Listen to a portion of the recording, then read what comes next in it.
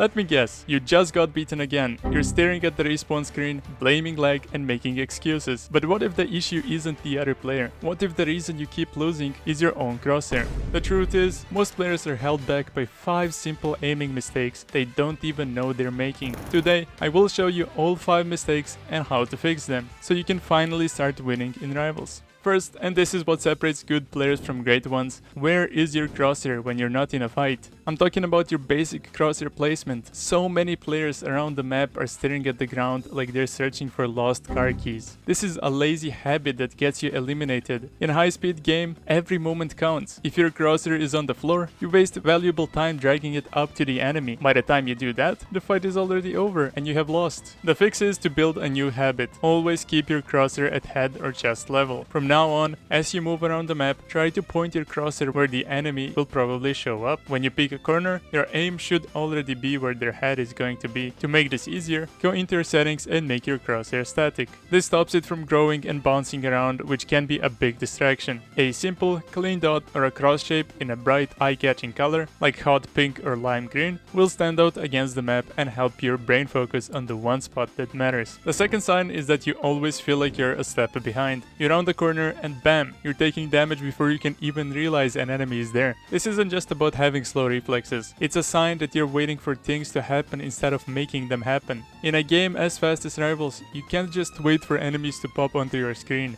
You have to expect them and be ready to shoot before you even see them. To fix this, you must learn to use your map knowledge to guide your aim. Stop running around with no plan. Start thinking like a hunter. Predict where your enemies will be. Think about the common spawn points, the paths players use most, and the popular spots to hold. Pay attention to sound cues. Footsteps, jump pads, and ability sounds are dead giveaways to an enemy's location. Then take that knowledge to an aim trainer or the in-game shooting range and practice snapping your aim to targets as soon as they appear. Your goal is to turn seeing an enemy and shooting an enemy into one single super fast action. The best practice is to jump into 1v1s or free-for-all modes against better players. Don't worry about your score. Losing over and over again will force you to adapt, think faster, and learn how to predict your opponent's moves. Sign number 3 is a tale as old as time. You spot an enemy, you flick your mouse to them, but your aim either underflicks or overflicks. Overflicking is when your crosshair moves past the target. Underflicking is when it doesn't even reach the target. These are common and totally normal aiming mistakes. Even high-level players make them. That split second you spend trying to fix your mistake is the exact window a skilled player uses to eliminate you. If your first thought after a loss is to jump into your settings and change your sensitivity, this is you. A good aimer doesn't hit every shot perfectly. They adjust quickly when they miss just a little. That's what separates clean aim from random whiffs. Many players think their sensitivity is the problem, and yes, sensitivity can play a role. If it's too high, it's easier to aim in close range, but harder to make small adjustments at long range, and vice versa. While finding the right sensitivity is part of the answer, the real solution is to build better mouse control by being consistent. First, you need to find a sensitivity that feels comfortable, and this is the most important part. Stick with it. Many players do well with a lower sensitivity because it allows for smoother, more careful control. Once you've found your sensitivity, stop only practicing huge 180-degree emergency flicks. Instead, focus on the small, exact movements you make in a real fight. Go to the shooting range and practice snapping between two targets. Pay close attention to how you miss. If you're always overflicking, your sensitivity is likely too high. If you're underflicking, it might be low. We have all spent years aim training in other games. We didn't just show up in this game with perfect mechanics. Adjust it in small amounts and practice with it until it becomes pure muscle memory. Sign number 4 is very common. You land your first shot perfectly, but the moment the enemy starts sliding, jumping, and moving from side to side, your crosshair falls behind and you can't land another hit. Rivals is a game that's all about fast movement. Players never stand still. If your aim can't keep up with their unpredictable dodging, you're going to lose most of your fights. This is a tracking problem. You aren't just fighting an enemy, you're fighting their movement. The best way to fix this is to practice on targets that actually move, and the best way to do that is by simply playing FFA or 1v1s until you finally get used to it. The more you play, the better you will be. And here's a pro tip: try to copy their movements with your own. If they move left, you move left. If they move right, you move right. This trick, called movement aiming, makes tracking feel much more natural and smooth. Over time, you will learn how to read your enemy's movement patterns, predict where they're going next, and keep your aim one step ahead of them. And the fifth and final sign, you plant your feet and stand perfectly still the moment you start shooting. You get your aim lined up perfectly on an enemy, but you're forgetting one of the most important rules of an arena shooter. You